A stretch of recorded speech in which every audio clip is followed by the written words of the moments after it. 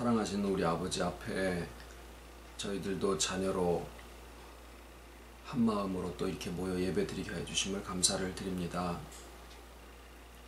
이 땅에 하나님의 모양과 형상대로 사람을 창조하시고 가정을 이루게 하시고 그 섭리를 통하여서 아버지의 이 세상을 향하신 선하신 뜻을 또 펼쳐 나타내시기를 기뻐하시는 가운데 두셨사오니 눈에 보이는 가족과 아버지 안에 영적인 가족됨을 우리가 어느 한쪽 치우치지 아니하고 온전한 믿음 위에 서기를 이 시간에도 소원을 드립니다. 저희들의 지식에까지 새롭게 하심을 입혀주시고 모든 것들을 본래와 같이 회복시켜 주시는 과정 속에 또 이 예배를 준비하셨사오니 말씀으로 새롭게 하시고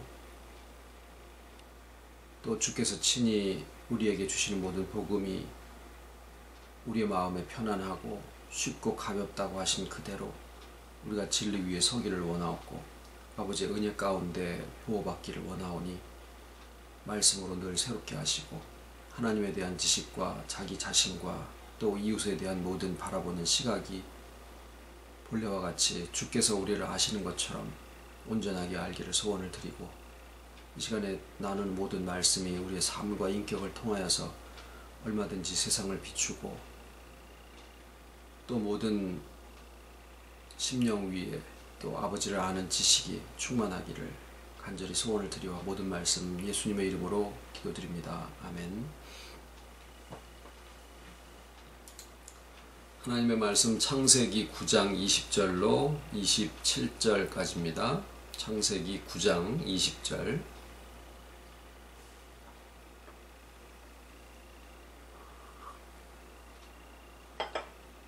노아가 농업을 시작하여 포도나무를 심었더니 포도주를 마시고 취하여 그 장막 안에서 벌거벗은지라 가나안의 아비 함이 그 아비의 하체를 보고 밖으로 나가서 두 형제에게 고하매 셈과 야벳이 옷을 취하여 자기들의 어깨에 메고 뒷걸음쳐 들어가서 아비의 하체에 덮었으며 그들이 얼굴을 돌이키고 그 아비의 하체를 보지 아니하였더라. 노아가 술이 깨어 그 작은 아들이 자기에게 행한 일을 알고 이에 가로되 가나안은 저주를 받아 그 형제의 종들의 종이 되기를 원하노라. 또 가로되 셈의 하나님 여호와를 찬송하리로다. 가나안은 셈의 종이 되고 하나님이 야벳을 창대케 하사 셈의 장막에 거하게 하시고 가나안은 그의 종이 되게 하시기를 원하노라 하였더라.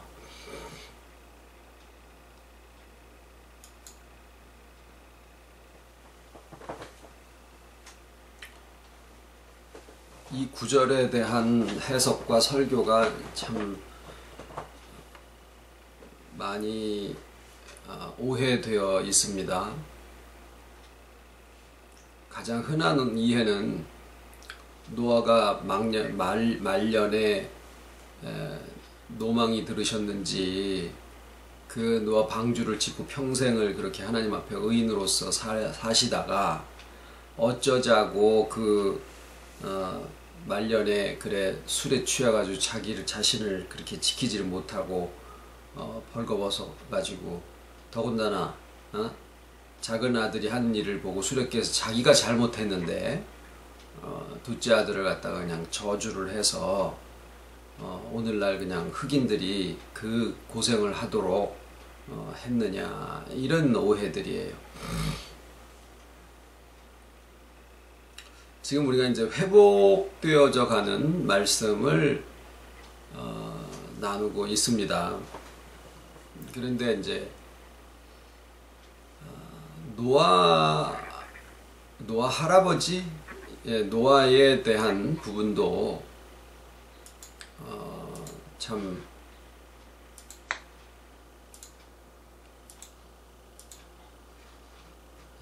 깊이 다시 생각을 해 봐야 될 부분이고 또 함의 자손에 대한 부분도 역시 이 시간에 좀 다시 생각을 해 봐야 될 부분들이 있습니다. 성경을 바라보는 그 관점이요. 가장 일반적으로 어떤 분이 이렇게 믿음에 선한 일을 하고 잘하고 하나님의 뜻대로 순종을 했더니 이렇게 잘 되었다, 복을 받았다. 그러니까 우리도 그분을 닮아서 잘하자. 어떤 사람이 말씀을 거역을 하고 잘 못했다, 그래서 이렇게 벌을 받는다. 우리는 그것을 거울로 삼아서 우리도 잘 못하지 말자. 이런 식으로 생각하는 게 가장 일반적입니다. 무슨 도덕교과서나 또는 무슨 삶의 매뉴얼 마냥 어떤 일이 있을 때 딱 펼쳐보면은 이렇게 하면 되겠구나, 자동차 고칠 때처럼요. 그렇게 생각하는 것이 가장 일반적인 관점인데, 성경은요 우리가 아시는 대로 하나님의 말씀입니다. 즉 전달하는 사람은 시대마다 다 다를 수 있지만 결국 그 말씀을 우리에게 전해주시는 최초의 말씀의 근원지는 하나님이시기 때문에 어떤 사람에게서 무엇을 배우려고 하는 시각보다는 하나님이 그 사람들을 통해서 우리에게 하시고자 하는, 전달하시고자 하는 뜻이 무엇이냐라고 하는 것을 발견해야 됩니다. 오늘도 마찬가지입니다. 그것은 누가 무엇을 잘했기 때문에 그것을 배우자라든가 누가 무엇을 못했기 때문에 그것은 따라하지 말자라는 식으로 그러니까 잘한 사람에 대한 부분만을 포함하는 게 아니라 잘못한 사람에게 대해서도 마찬가지다라는 거예요. 그래서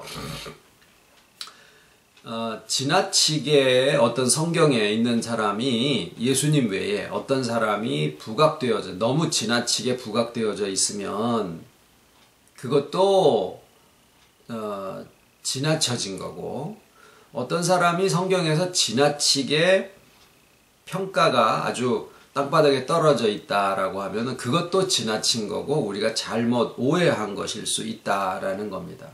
오늘은 함의 경우가 그러하고 또 노아의 경우도 그러합니다. 잘못되어 있는 부분에 대한 것은 이렇게 세워드려야 되고, 또 지나치게 높아져 있는 것은 또 깎아내려져야지 될 부분들이 있다라는 거죠. 우선은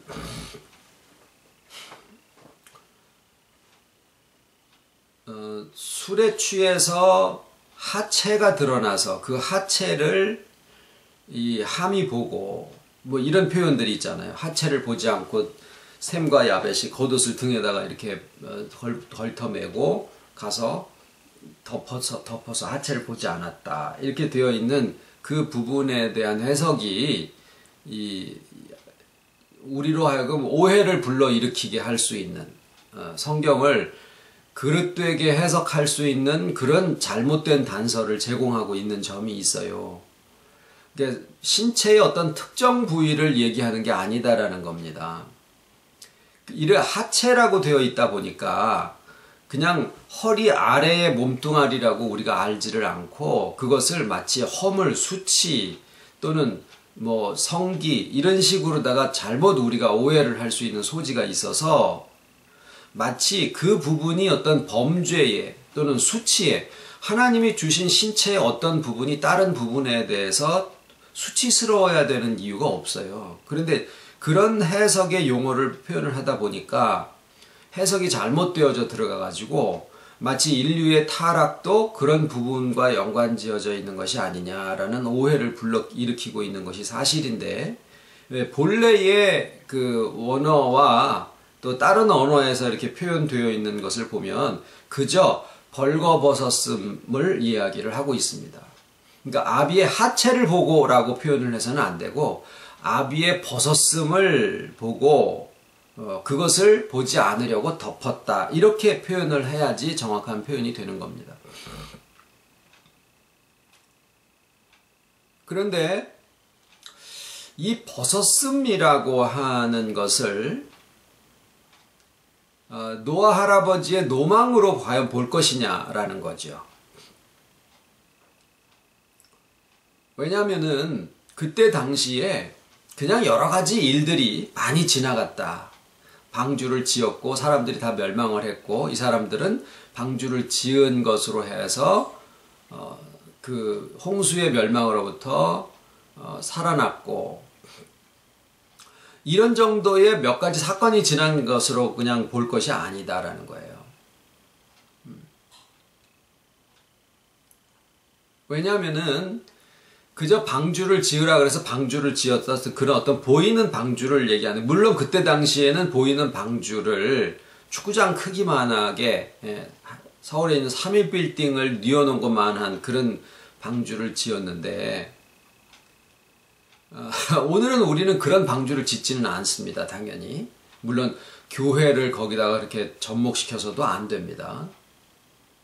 그런데 여하튼 이 방주는 우리의 삶에, 우리의 심령 속에 건설되어진다라고 하는 것은 우리가 다 일반적으로 공감을 하고 있는 부분이죠.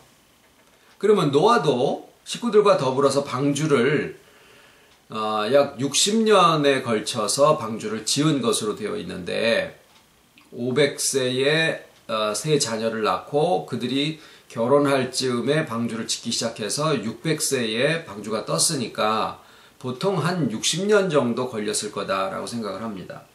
물론 그때 당시에는 막 900세 이렇게 살던 시대이기 때문에 60년의 세월이 지금보다는 훨씬 더 짧게 느껴졌을 수 있지만은 그때의 시간의 흐름과 지금의 흐름이 다르지 않다라는 걸 생각해 보면은 굉장히 긴, 거의 우리로 치면은 한 사람의 평생에 해당하는 시기를 이 방주를 짓는데 소비를 했거든요. 그러면은 그 방주를 지으면서 과연 그 배만 지었을 것이냐, 아니면은 그 모든 과정에 하나님과 동행하며 연합하며 또 그 가운데서 자기의 신앙의 성숙을 경험을 하면서 갔었던 그런 기간이냐. 당연히 보이는 것만 지은 것이 아니라 보이지 아니하는 마음과 삶의 인격의 방주도 같이 지었을 거다라고 우리가 상상을 하는 것이 마땅할 겁니다. 그러면 방주가 뜨고 사람들이 다 멸망을 하고 거기에서 하나님의 능력으로 방주가 떠올랐을 때 그 안에서 1년여의 시간을 방주에서 지내고 다시 방주가 이제 까마귀의 역사와 무슨 비둘기의 역사가 다 지나가고 물이 감하고 아라라산 꼭대기에서 내려와서 완전히 새로운 시대가 됐다. 그리고 나서 그 셈과 함께 야벳으로부터 온 민족이 다 세계에 퍼쳐나갔는데 그렇게 된 지경에 어쩌자고 말년에 술을 마시고 망령이 드셔가지고 그렇게 벌거벗은 것을 자식들한테 노출이 됐을까? 이렇게 볼 게 아니다라는 거예요. 여기에 벗었음은 600세, 601세 정도 되는 그 시기에 601세 정도 되는 그 시기에 정말 하나님의 연합과 하나님과의 연합과 그 다음에 동행하는 삶에서 그 방주 안에 들어가 있을 때 1년여의 시기를 생각을 해보면 이 방주라는 배는 어느 동쪽으로 갑시다. 키를 동쪽으로 돌려라. 서쪽으로 갑시다. 뭐 이렇게 할 수 있는 배가 아니에요. 방향이 필요가 없고 그저 옆에서 어디서든지 파도가 쳐도 흔들리긴 하겠죠. 근데 전복되지 않을 수 있는 무게 중심이라든가 그 배의 그 규모라든가 크기 이런 모든 것들이 제도 이런 것들이 어디에서 파도를 쳐도 전복되지 않을 수 있는 안정성을 가지고 있게 돼 있었거든요. 그것은 뭐냐면 하나님의 인도하심과 보호 속에서 살아가는 것을 얘기를 해요. 즉 동행하는 삶을 이야기를 합니다. 모세가 이스라엘 백성과 광야에서 40년 동안 생활을 할 때 불기둥과 구름기둥이 지성소 위에 머무르고 그것이 떠오르면은 운행을 하고 내려앉으면은 또 정착을 하고 하는 그런 세월을 40년을 보내면서 결국 하나님과 동행하는 삶을 몸으로 습득을 하였듯이 노아도 역시 방주를 짓는 과정이나 그 다음에 홍수 위에 떠 있는 그 모든 기간 동안에 하나님의 전적인 인도하심 속에서 살아가는 그 동행의 삶, 연합의 삶을 경험적으로 습득을 했을 거다라는 거죠. 그래서 그들에게는, 특히 노아에게는 하나님과의 연합과 동행하는 삶이 자기의 전체 다예요. 아, 내가 일생 동안 살면서 이것을 해놨습니다. 저것을 만들어놨습니다. 나의 업적 이겁니다. 저겁니다. 이게 아니다라는 거예요. 방주를 자기의 무슨 불당처럼 그렇게 지키고 성전처럼 한 게 아니라 떠날 때는 얼마든지 쉽게 떠날 수 있었어요. 왜? 하나님의 동행하심이 있었기 때문이다라는 거죠. 하나님과의 연합이 있었기 때문이다라는 거죠. 그래서 우리가 에덴 동산에서의 벌거벗음과 노아의 벌거벗음을 같은 맥락에서 만약에 본다라고 하면 에덴 동산에서 아담과 해와가 벌거벗었으나 저들이 부끄러워하지 아니하였더라. 왜 그랬습니까? 내가 나이가 50인데 세상 살면서 해놓은 게 없어. 자식이 있나 집이 있나 무슨 회사를 차려놓기를 했나 무슨 박사학위를 받았나. 아이고 참 나는 뭐하고 살았을까. 그런 것을 우리가 자기의 부끄러움으로 생각을 하는 것은 소유가 자기인 줄로 그것이 자기를 덮어줄 거로 생각을 하고 있는 부분이 있다라는 거죠. 그런데 벌거벗었으나 부끄러워하지 아니하였더라. 그 얘기는 오직 하나님과의 연합과 동행하는 삶이 자기를 충만하게 하고 있다라는 얘기예요. 그런데 선악을 알게 하는 나무의 실과를 따먹는 신앙에서는 우리가 벗었으므로 두려워하여 나무 뒤에 숨었나이다 라고 이야기를 하거든요. 그래서 이 벗었음이라고 하는 것이 벗었으나 자기가 가지고 있는 게 하나도 없으나 나무 잎사귀가 다 떨어지고 열매도 다 소실돼서 그냥 벌거벗은 나무처럼 되어 있을 때라도 하나님과의 연합과 그 동행하는 삶에서 자신은 충만할 수 있다라고 하는 것의 묘사가 될 수 있다라는 겁니다. 아담과 해와의 벌거벗음과 노아의 벌거벗음이 그런 의미에서 보면 이것은 하나님 안에 들어가서 이미 충만해져 있고 내가 어떤 소유나 내가 만들어 놓은 실적이나 업적으로다가 나의 삶을 가리워서 내가 이게 있으니까 나는 그래도 괜찮아 라고 하는 게 아니라 오직 나의 나됨은 하나님 안에 연합되어 있고 주와 동행하는 이런 삶 속에서 나의 삶의 의미를 찾습니다 라고 하는 것에 대한 표현이 벌거벗음으로 표현되어 있을 수 있다라는 겁니다.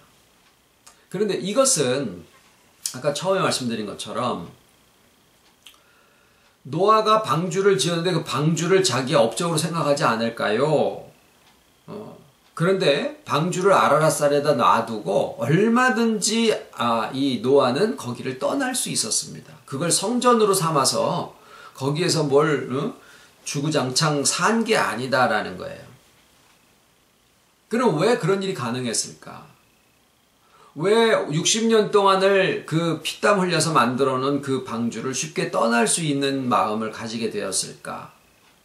그것은 노아의 방주를 통해서 우리가 주로 듣는 설교는 노아가 방주를 준비한 것처럼 우리도 방주를 준비합시다 예요. 거기서 벗어난 설교가 있을 수가 없다라고 생각을 하는 거죠. 그런데 그렇지 않습니다.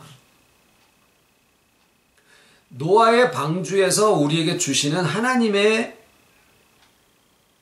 메시지는 하나님의 전달하시는 의미는 뭐냐면 그것이 하나님의 지키심이요 그것이 하나님의 보호하심이다지 노아가 방주를 잘 지었기 때문에다가 아니다라는 거예요. 이거는 어떤 식과 같으냐면은 막 흘러내려가는 강물 가운데 어떤 사람이 서 있다라고 생각을 해보시자고요. 그러면 이 사람은 흘러내려가는 강물 속에서 자기 자신은 변함없이 그 자리에 서 있지만 많은 물들이 흘러내려가는 것들을 경험을 하게 됩니다.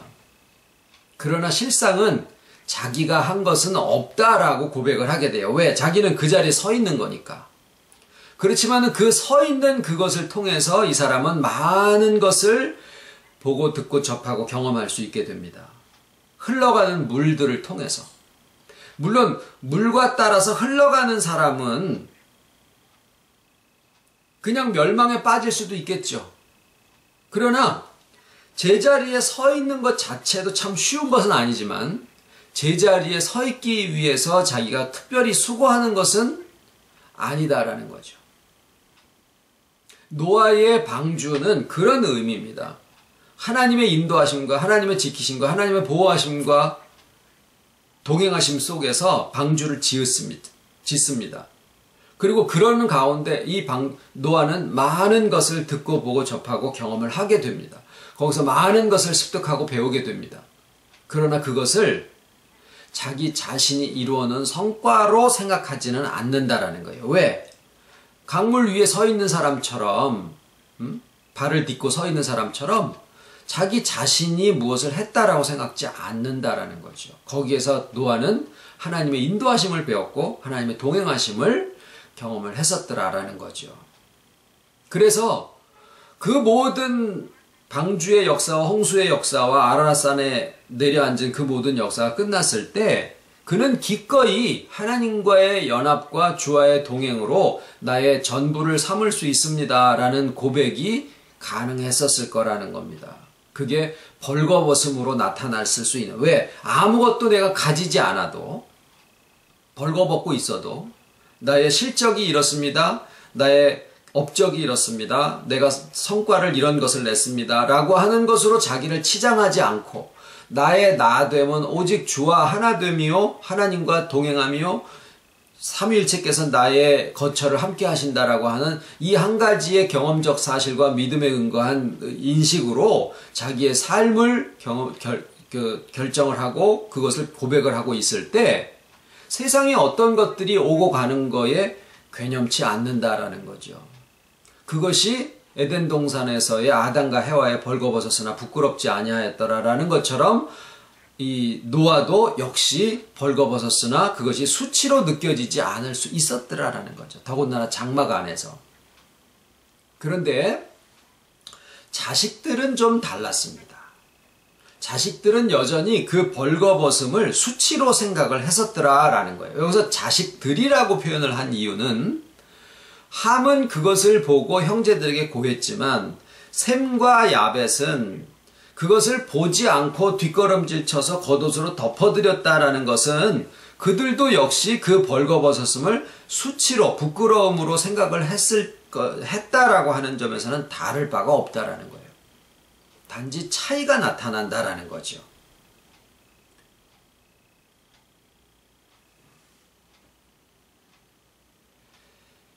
자, 함에 대해서 우리가 저주를 받았다라고 표현을 하죠.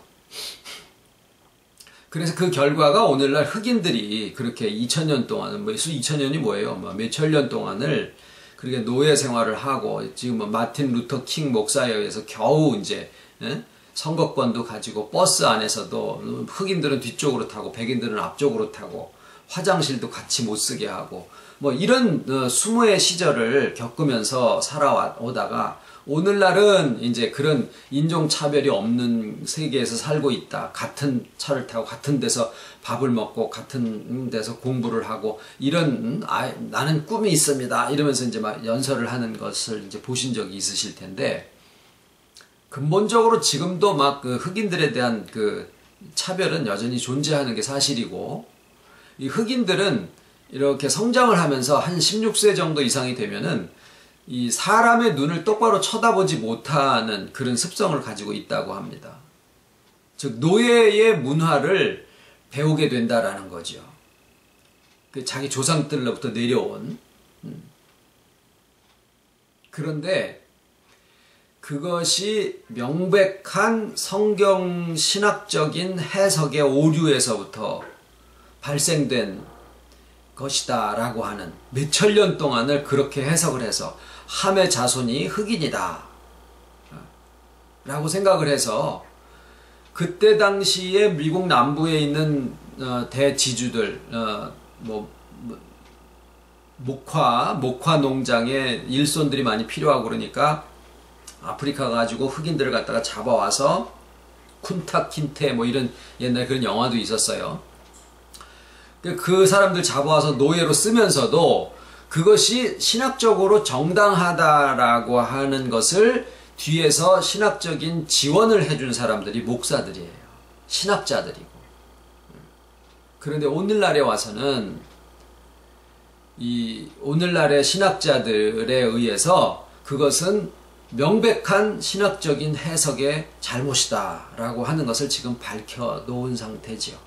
자, 우선 그것을 잠깐 살펴보게 되면 여기 표현 중에 좀 살펴봐야 되는 부분이 뭐냐면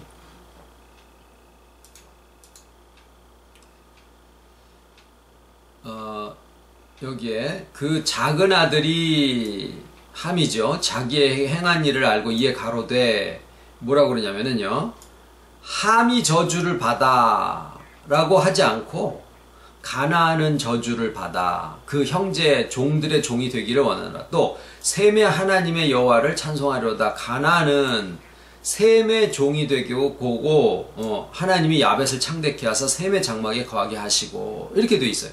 그러면 여기서 좀 이상한 점을 발견하셨을지 모르겠는데 왜 함이 잘못했는데 그 자식인 가나안을 들먹이시느냐라는 거예요. 함이 잘못했으면은 함이 저주를 받아 그 형제들의 종이 되게 하기를 원. 이렇게 해야지 맞는데 왜 아직 나오지도 않은 가나안을 형제들의 종으로, 그러니까 함이 저주를 받은 게 아니라 가나안이 저주를 받는 것으로 지금 표현을 하고 있더라라는 거예요. 노아가 함을 저주를 할 때 실상 가나안은 아직 태어나지도 않았던 시기예요. 그리고 가나안은 오늘날 팔레스타인을 중심으로 해서 지금 이스라엘 나라 땅을 중심으로 해서 살고 있었던 7 족속, 뭐 여부스 족속, 히브스 족속, 뭐 이런 족속들을 얘기를 해요. 그 중에 어느 한 족속도 흑인이 아니에요. 다 팔레스타인 그 아랍 계통 사람들이지.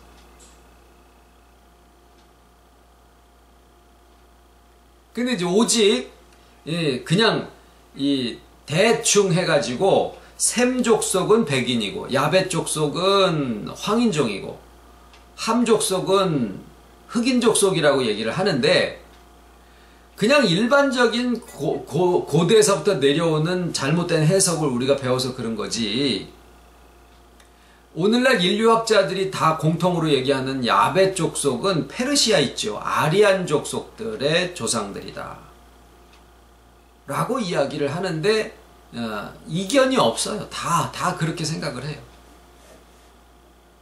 그래서 페르시아가 바사라고 하는 그 로마 이전에 세계를 지배하는 그것으로 이제 이 예언이 성취된 것으로 성경학자들이 다 보고 있습니다. 이게 한 가지 단서는 이제 구스가 이 가나안의 아들인데, 함의 아들인데, 구스에게서부터 니무롯이라는 사람이 나와서 바벨탑을 쌓습니다. 왕이 되고. 근데 구스를 오늘날 에디오피아라고 해서 나일강 쪽에 있는 그 이집트와 접경을 하고 있는 동북쪽, 아프리카 동북쪽에 있는 사람들. 그래서 이디오피아 왕비 간다게죠 아마. 그리고 환관이 나오고 그 사람들이 빌리백에 의해서 전도를 받아서 세례를 받고, 그래서 아프리카 중에서 가장 먼저 기독교 국가가 되는 것이 이디오피아예요. 아마 황관을 통해서 여왕이 전도가 되고 여왕에 의해서 아마 국교화 되어지는 것이 아닌가라는 생각을 하게 되죠. 그리고 그 구스 여인을 모세가 취한 것으로 미리암이 그것을 비난했다가 이제 뭐 문둥병에 걸리기도 하고 이제 그렇기도 하고, 뭐 다윗 왕 때도 나오고 하여튼 여러 번에 걸쳐서 구스가 나오는데 그 함의 아들은 맞아요. 니무롯이 거기서 나오고, 애국과 더불어서 구스, 스바 이런 나라들이 전부 다 아주 풍요롭고 막 황금이 많은 이제 그런 나라들로 묘사가 되기는 하는데, 거기가 물론 흑인은 흑인입니다만은 저주는 가나안에게 내렸지 함에게 내린 것도 아니고 구스는 거기에 상관이 없는 사람들이에요. 구스가 결국에는 저주를 받아서 하나님의 택하신 백성에게 못 들어오지 않았느냐라고 얘기를 한다라 그러면 야벳 족속도 마찬가지예요. 페르시아가 하나님의 택정이 아니거든요. 그거는 자기가 가지고 온 기존 지식에다가 성경을 끼워 맞추는 식밖에 안 되니까 성경에서 하나님이 우리에게 하시고자 하는 말씀의 본 의미를 잡아낼 수가 없는 결과가 돼요. 성경은 분명히 뭐라고 하냐면 가나안이 저주를 받아. 그럼 왜 이 기록이 함이 잘못했으면 함이 저주를 받아야 되는데 왜 나지도 않은 가나안이 저주를 받아서 가나안이 야벳의 셈과 야벳은 똑같이 했거든요. 누가 먼저랄 것도 없이 등에다가 겉옷을 해가지고 아버지 하체를 덮어서 나체를 덮은 거죠. 나체를 덮어서 그걸 보지 않았다. 그러면 셈과 야벳이 똑같이 축복을 받아야지 왜 셈의 장막에 거하게 하신다라는 표현을 왜 썼느냐라는 거예요. 그것은 셈과 가나안을 지금 비교를 하고 있어요. 셈과 함을 비교하는 게 아니라 셈과 가나안을 의도적으로 비교를 하고 있습니다. 왜 그러느냐? 이것을 기록한 사람이 모세인데 이 창세기, 출애굽기, 레위기, 민수기, 여호수아, 오경을 기록하셨을 때가 이제 이스라엘 백성이 출애굽을 해서 가나안으로 들어가야지 되는 그 시기에 직전에 기록을 하게 됩니다. 그 이전에 40일 동안을 12지파에서 정탐꾼을 하나씩 해가지고 여리고성에다 보냈는데 거기에는 아낙 자손의 후손들이 있고 우리는 그들이 보기에 메뚜기 같았을 것이고 포도송이 하나를 두 사람이 메고 다니고 이러나는 우리는 이제 아주 끝났습니다. 우리는 이제 다 죽었어. 이렇게 하고 있는데 여호수아의 갈렙은 야 무슨 소리냐? 저들의 신은 죽었고 저들은 우리의 밥이다. 막 그랬더니 이스라엘 백성이 막 돌들을 들어가지고 이제 여호수아 갈렙을 치려고 막 그러지 않았어요? 그래서 거기에 정탐꾼들이 다닌 하루를 1년으로 해가지고 40년 동안을 그때 못 믿은 그 10정탐꾼과 그들은 그냥 즉시 죽어버리고 나머지 60만의 이스라엘 사람들이 다 광야에서 죽도록 이제 광야에서 40년을 그냥 지낸 거예요. 그리고 거기에서 아이고 이 어린애들 어떻게 하면 좋아, 우리가 쟤네들을 놔두고 어떻게 죽어, 이래 했던 그 어린아이들이 커서 40살이 되고 그 아이들이 이제 가나안 땅에를 40살 된 그 아이들이 이제 가나안 땅에를 들어가야 되는데 문제가 뭐예요? 가나안 족속들에 대한 두려움이거든요. 그리고 이 이스라엘 백성들이 누구냐면은 셈의 자손이에요. 야벳 자손이 아니라. 그러니까 셈의 자손들아, 이제 모세가 이제 오경을 기록을 하면서 창세기를 기록하면서 야 셈의 자손들 이스라엘아, 너희들에게는 하나님의 약속이 있어. 이거 봐라. 가나안 족속 지금 여기에 7 족속들이 저러고 있지? 웃기지 말라 그래. 저들은 이미 함에 의해서부터 저주를 받은 가나안 족속들이야. 저주를 받은 가나안 족속들이야. 그래서 하나님이 이미 성경에 약속하시기를 가나안은 멸망을 받고 우리 셈족의 장막에 거하고 우리 종의 종들이 되게 하신 것이 하나님의 성경이야 라고 모세가 이스라엘 백성들이 가나안 땅에를 들어가야 되는 시점에 이 이스라엘 백성들에게 믿음으로 힘을 주기 위해서 함이 아닌 가나안에 대한 저주를 거기다 기록을 하신 거예요. 저자의 의도된 저술이다라는 거예요. 여기에 흑인에 대한 것들이 들어가야 될 이유가 전혀 없습니다. 이런 성경의 해석상의 오류가 수천 년 동안을 흑인들을 노예로 하면서 막 죽이고 뭐 그냥 별 학살을 다 하고 그러면서도 우리는 하나님 앞에 떳떳해 라고 했었던 이유가 뭐냐, 바로 이 구절 하나를 가지고 잘못 해석을 한 것 때문에 그 수천 년 동안을 이 사람들이, 흑인들이 학대를 받고 불평등 속에서 지금까지 살아오고 있고 그 자손들이 계속해서 우리는 저주받았다라고 스스로들을 그렇게 부끄러운 존재로 생각하고 있게 되는 것이 바로 이런 해석의 잘못 때문에 기인한 것이다라는 겁니다. 그러면 여기에서 함과 셈과 야벳이 이게 도대체 우리에게 기록되어 있는 이유가 뭐냐? 함의 잘못을 반복하지 말자? 셈이 잘한 것을 우리가 배우자? 노아의 잘못을 배우지 말자? 그 얘기가 아니라 그랬죠. 하나님은 이 사건들을 통해서 우리에게 주시는 복음의 메시지가 있어요. 자, 이것은 노아의 방주 사건을 기점으로 해가지고 새로운 시대를 규정하고 있는 것인데, 우리가 전에 이제 새로운 시대에 대한 것이 하나님의 창세기 1장에 이미 다 마치 성경의 목록, 창세기, 출애굽기, 레위기, 이것이 목록이 아니야. 그건 사람들이 나중에 이름을 붙인 것 뿐이고, 모세가 성경을 기록하게 하실 때 하나님이 이미 그에게 목록을 주신 것은 하나님이 이 세상을 섭리하실 과정을 창세기 1장의 창조의 일주일로 통해서 이미 목록을 주셨다라는 거죠.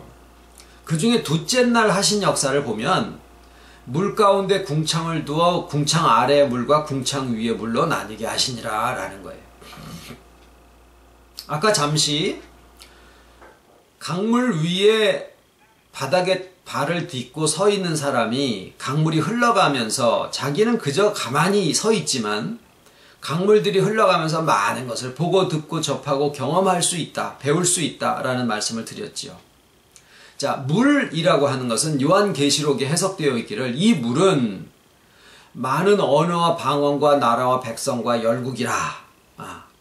온 세상의 문화를 가리키는데 노아의 방주 사건 이후에 이 바로 함의 자손 중에 구스가 있고 가나안도 그 중에 하나였었고, 그 다음에 구스의 아들이 니므롯인데 니므롯은 사냥꾼으로 시작을 해서 당시에 특출한 사냥꾼이 되었다가 그 아주 영특하고 영도력 있고 통솔력 있는 그 어떤 재능을 통해서 사람들이 거기에 모이게 돼가지고 하나의 굉장히 단단한 어떤 조직사회를 형성을 하게 돼서 국가를 만들게 되고 자기가 왕이 됩니다.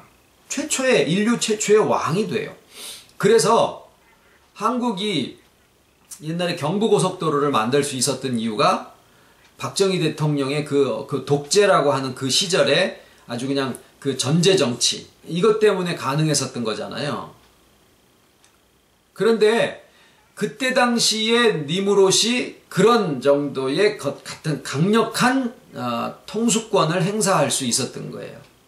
그래서 야, 우리가 모여서 벽돌로 돌을 대신하고 역청으로 진흙을 대신해서 하늘 꼭대기까지 닿는 대를 쌓고 우리의 이름을 내고 흩어짐을 면하자. 그러니까 홍수에 의해서 다시 우리가 멸망하거나 흩어지지 말자라고 해서 하늘 꼭대기까지 닿는 그런 대를 쌓으려고 시작을 했는데 언어가 다 꼭 똑같으니까.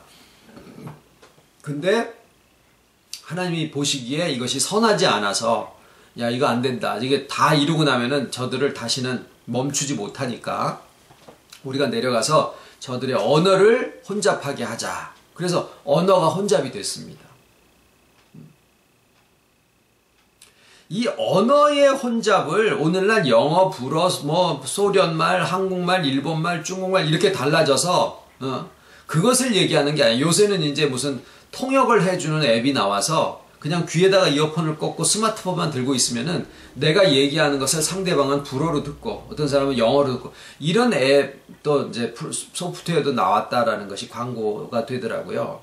그것을 통해서 우리가 언어의 장벽이 무너진다라고 생각하는 그런 차원의 언어를 얘기하는 게 아니에요. 똑같은 한국말을 가지고 이야기를 하는데도 오늘들 이제 추석으로 해서 우리 가족들이 다 모이시고 지금 그러는 걸로 알고 있습니다만은 세상에서는 가족들 모이면 화투 치다가 나중에 이제 상속 문제 나오고 결국에는 대판 싸우고 내가 다시 네 얼굴 보면 손에 장을 지진다. 그러고 이제 가는 게 그게 세상 추석이에요. 왜 그럴까요? 자기 이권이 있으니까 언어가 다 다른 거예요. 언어라는 것은요, 사람의 삶의 인격이고 그 사람이 살아가는 삶을 얘기를 합니다. 문화를 얘기를 합니다. 언어 속에는 그 나라의 민족의 문화와 정서와 민족성 같은 것들이 다 녹아져 들어가 있는 거예요. 이게 참 어처구니 없는 일이네. 뭐 황당한 일을 당했을 때 우리가 그런 말들을 쓰지 않습니까? 맷돌을 돌리려고 그러는데 맷돌 손잡이가 없으면은 두 돌짝만 이렇게 쳐다보고 있어야 되잖아요. 그런 상황이 뭐예요? 어처구니가 없는 거죠. 근데 그 맷돌 손잡이를 어처구니라고 그런다는 거예요. 그러니까 이런 식으로 생활 속에서 나온 그 언어들이 그냥 사람의 삶 속에 녹아져 있는 게 그게 언어예요. 우리는 식은 죽 먹기고 영어에서는 piece of cake, 케이크 쪼가리. 아주 쉽다 이거죠. 똑같은 얘기예요. 그러니까 언어가 혼잡되어 있다는 것은 문화가 나누어지는데 만약에 셈과 함과 야벳이 저주에서 서로 갈라지는 거라 그러면 어떤 사람은 그것으로 인해서 혜택을 보고 어떤 사람은 불이익을 봐야지 되는데 하나님이 내려오셔가지고 언어를 혼잡하게 하셨을 때 함의 자손만 혼잡해진 게 아니라 셈과 야벳 쪽 속의 언어도 다 혼잡해져서 동등하게 불편했다라는 거예요. 동등하게. 그 얘기는 바벨탑을 쌓을 때 함의 자손만으로 지은 게 아니라 셈 자손, 야벳 자손, 함 자손이 다 모여서 같이 지었고 거기에 노아 할아버지도 같이 계셨다라는 거예요. 공동작업이었었다라는 거예요. 온 족속들이 다 모여서 공동작업을 했었다라는 거예요. 노아도 나도 찬성, 잘해봐. 그러니까 이게 저주와 축복의 문제가 아니라 해답의 단서를 어디서 찾아야 되느냐? 창세기 1장의 둘째 날 역사에서 찾아야 된다라는 거죠. 그거는 궁창을 물 가운데 두어서 궁창 위의 물과 궁창 아래의 물로 나뉘게 하시니라. 자연적인 얘기를 하시는 게 묘사를 하시는 게 아니에요. 바로 문화는 똑같은 문화로되 그 안에 있는 담겨져 있는 의미가 완전히 달라져서 서로 다른 문화.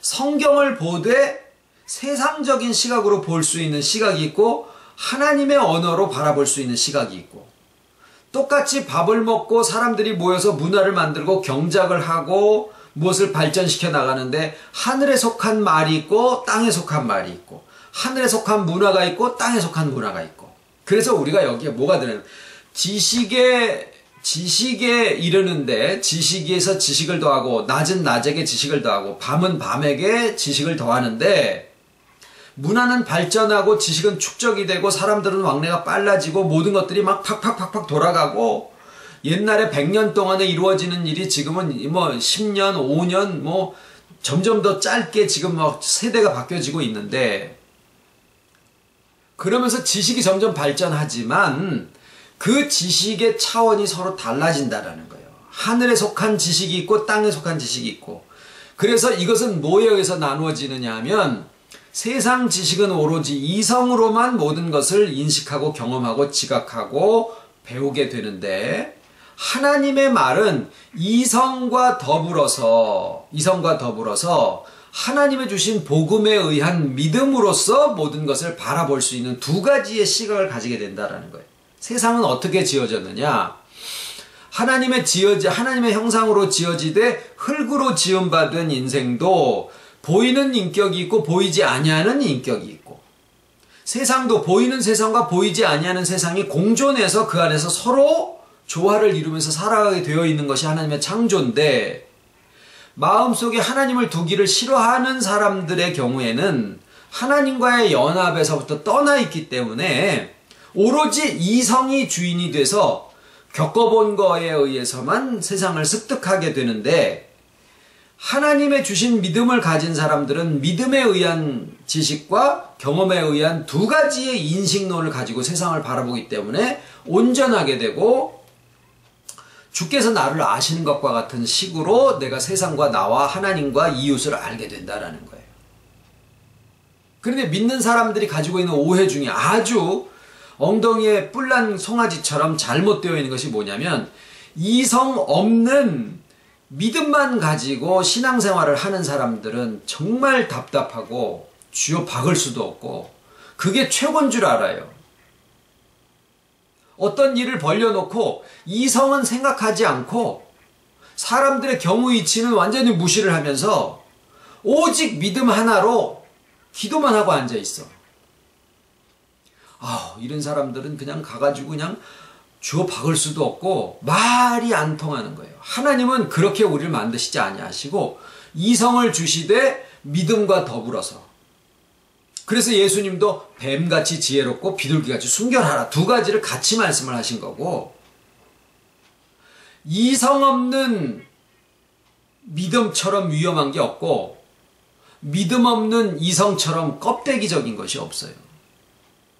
그래서 이 두 가지의 인식론을 같이 가지되 하늘의 말과 땅의 말이 있고 돌 그래도 다르고 물 그래도 다르고 나라 그래도 다르고 모든 게 다 의미가 달라지는 이 가운데서 성경을 우리가 제대로 볼 수 있고 나를 제대로 인식할 수 있고 나에게 상처 준 사람을 제대로 볼 수 있고 내가 나를 용서할 수 있는 것은 내가 하나님에 대한 인식이 바로 되어졌기 때문이고 그로써 내가 나를 바로 할 때 나에게 잘못했던 모든 사람들의 입장을 우리가 이해할 수 있는 상황이 되고 아프지 않으니까 그때 비로소 용서가 되어지는 거거든요.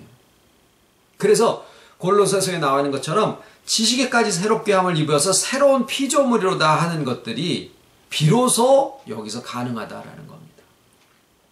그래서 오늘 말씀에서는 노아의 노망기도 아니고 벌거벗음, 그 다음에 방주 짓는 것이 자기 실적도 아니고 하나님의 보호하심, 주와의 연합으로 나의 모든 것을 삼습니다 라는 그 고백이고 함에 대한 저주가 아니라 가나안에 대한 저주였었고 그것은 이스라엘 백성인 셈의 자손과 가나안 족속이라고 하는 이 두 가지를 비교해서 모세가 이스라엘을 믿음으로 격려하기 위한 그런 의도적인 표현이었었다. 흑인에 대한 게 아니었었다.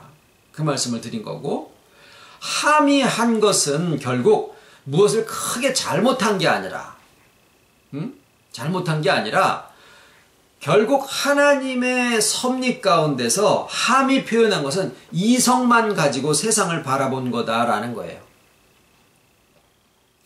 이성만 가지고 세상을 바라보지 않은 야벳과 셈도 결국 그것을 부끄러움으로 생각했기 때문에 가서 덮어드린 건데 그들도 결국 하나님한테 받은 그 언어의 혼잡 속에서 결국 하나님이 하시는 역사는 섭리를 따라서 내려가다 보면 강물 위에 서서 하나님의 섭리가 지나가는 것을 바라보다 보면 결국 우리 안에서 물과 물이 나뉘고 언어가 나뉘고 문화와 문화가 나뉘고 인격과 인격이 나뉘고 삶과 삶이 나누어지는 이 구분된 하늘에 속한 문화와 땅에 속한 문화를 구분돼서 두 가지를 다 온전하게 가질 수 있는 그러한 세계를 우리가 경험하게 될 것이다 라고 하는 메시지를 담은 얘기지 함이 잘못했으니까 노아가 잘못했으니까 셈이 잘했으니까 이런 것을 우리에게 가르치기 위해서 기록한 내용이 아니다 라는 말씀을 드렸습니다. 지진에 많이 놀라셨을 텐데 또 우리가 사람의 약함과 정말 우리가 인생에서 굳건하다라고 생각했던 땅바닥이 흔들리는 이런 것들을 남의 얘기인 줄 알았더니 우리도 거기에서 멀지 않다라는 그런 또 생각을 아마 하셨을 테고 또 지진이 있고 난 다음에 아이고 우리 부모님도 놀라셨겠다 그래가지고 바로 추석이 와서 아주 추석의 인구 이동이 어마어마하답니다. 하여튼 정말 세상과 똑같이 추석을 지내고 가족들이 모이지만 정말 하나님 안에서 주시는 그 회복과 충만이 모이시는 여러분들의 가정에 정말 가득하시기를 축원을 드립니다. 예. 주기도문으로 예배 마치겠습니다. 하늘에 계신 우리 아버지 이름이 거룩히 여김을 받으시오며 나라의 임하옵시며 뜻이 하늘에서 이룬 것 같이 땅에서도 이루어지이다. 오늘날 우리에게 일용할 양식을 주옵시고 우리가 우리에게 죄 지은 자를 사하여 준 것 같이 우리 죄를 사하여 주옵시고 우리를 시험에 들게 하지 마옵시고 다만 악에서 구하옵소서. 나라와 권세와 영광이 아버지께 영원히 있사옵나이다. 아멘.